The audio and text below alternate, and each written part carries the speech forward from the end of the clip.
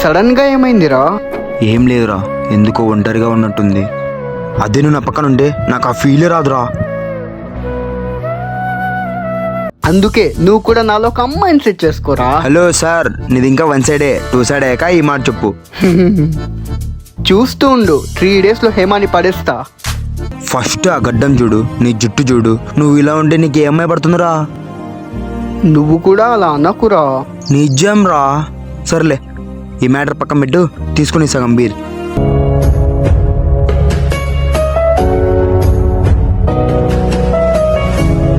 రే రే రే రే, ఆ బీర్ నాదిరా. లేదురా, నాకు కావాలి.